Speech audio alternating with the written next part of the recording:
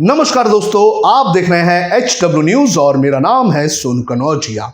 हमारे देश में जिस चीज को लेकर चिंता जताई जानी है, जिस चीज को लेकर बहस की जानी चाहिए, उस पर बहस नहीं होती है। बहस होती है मॉल में कौन नमाज पढ़ रहा है, बहस होती है कि पार्लियामेंट में कौन से शब्दों का इस्तेमाल किया जाना चाहिए। लेकिन जो बहस की चीज है उसे इग्नोर किया जाता है और उसे दरकिनार किया जाता है। मैं इस खबर में आपको बताऊंगा कि कैसे हमारे देश के सामने आर्थिक मंदी जो है वो आती हुई नजर आ रही है और किस तरह से हमारे जो रुपए हैं उसकी कीमत गिरती जा रही है, बेरोजगारी बढ़ती जा रही है। इस खबर को दिखाने का हमारा मकसद ये नहीं है कि हम आपको डराएं, बल्कि हम ये खबर दिखाकर आपको कहीं ना कहीं चेताने की कोशिश कर रहे हैं कि आप भी अलर्ट रहिए। साथ ही साथ मैं ये भी आपसे अपील करूंगा कि आप इस शो को लेकर हमें सुपर थैंक्स भेज सकते हैं, हमें कंट्रीब्यूट कर सकते हैं, हमारी मेंबरशिप भी आप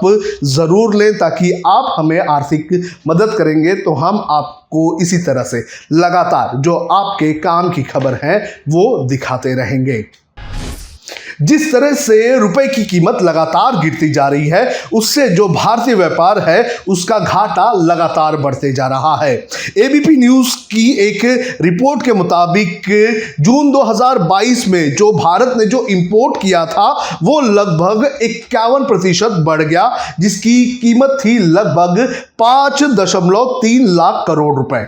और वही अगर बात करें एक्सपोर्ट की तो एक्सपोर्ट भी लगभग 16% बढ़ा है, लेकिन वो सिर्फ 3 लाख करोड़ रुपए तक का हुआ है। और अगर देख लिया जाए तो भारत को पिछले महीने जून के महीने में 2.3 लाख करोड़ रुपए का नुकसान हुआ है।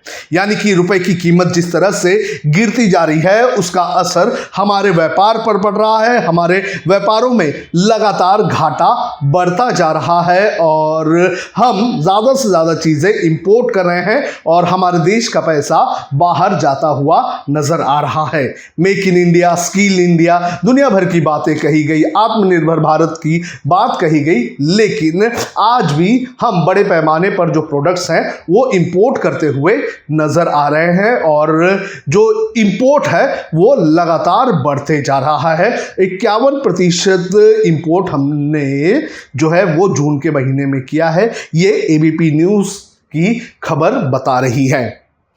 वहीं अगर पिछले जून 2021 की बात करें तो भारत का व्यापार घाटा जो था वो 75,000 करोड़ रुपए था और इस जून के 2022 के आंकड़े जो है वो 2,03,000 करोड़ पर जा पहुंची है। एक बहुत बड़ा गैप हमारे नुकसान में आता हुआ नजर आ रहा है। और जिस तरह से लगातार जो हमारा इंपोर्ट बढ़ता जा रहा है और एक्सपोर्ट घटता जा रहा है, इसका सीधे सीधे असर हमारे विदेशी मुद्रा भंडार पर होता हुआ नजर आ रहा है। यानी कि फॉरेन रिजर्व जो है उस पर असर पड़ता हुआ नजर आ रहा है। एक आंकड़े के मुताबिक जो 2021 सितंबर 2021 में जो हमारा मुद्रा भंडार था वो 51 लाख करोड़ रुपए था और जून की अगर बात करें तो अब ये 46.6 लाख करोड़ रुपए ही बचे हुए हैं।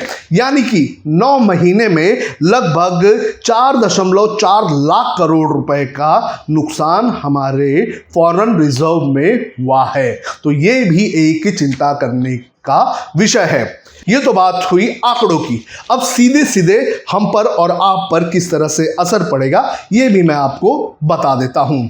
सीएमआई की एक रिपोर्ट है, centre for monitoring Indian economy, इसकी जून की एक रिपोर्ट आई है और इस रिपोर्ट के मुताबिक 2022 जून 2022 में जो बेरोजगारी दर था वो था 7.8% और करीब 1.30 करोड़ लोगों ने नौकरी गंवाई है।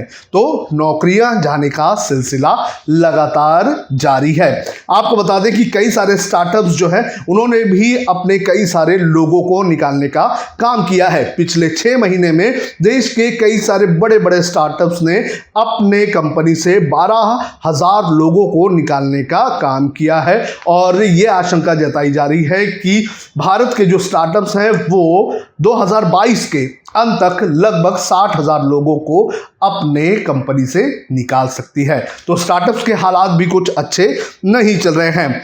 वहीं अगर बात करें वर्ल्ड बैंक की, तो वर्ल्ड बैंक ने ये आशंका जताई है कि इस साल के अंत तक दुनिया का जो विकास दर है वो काफ़ी धीमा हो जाएगा। साथ ही साथ वर्ल्ड बैंक ने दुनिया के कई सारे देशों को ये हिदायत दी है कि वो आर्थिक मंदी जैसे हालातों से निपटने के लिए तैयार रहे। अब आर्थिक मंदी क्या होती है, किस तरह से आर्थिक मंदी आती है, ये भी मैं आपको बता देता हूं। आर्थिक मंदी की अगर बात करें तो जब दुनिया का विकास रुक जाए, इसके अलावा रोजगार की कमी आ जाए, साथ ही साथ महंगाई बढ़ जाए और आमदनी कम हो जाए, तो जब ऐसे हालात बनते हैं तो इसे आर्थिक मंदी कहते हैं। वहीं अगर बात करें दुनिया के आर्थिक मंदियों की, तो साल 1975 में पहली बार बड़े पैमाने पर आर्थिक मंदी आई थी। इसके बाद 1982, 1991 और 2008 में इस तरह की मंदी हमें देखने मिली थी। और आपको बता दें कि जिस तरह से मंदी के हालात बनते जा रहे हैं तो दुनिया भर में भी महंगाई बढ़ती जा रही है। आंकड़ों के मुताबिक सिर्फ भारत ही नहीं बल्कि दुनिया के कई सारे बड़े देशों में भी जो महंगाई दर है वो बढ़ते जा रहा है।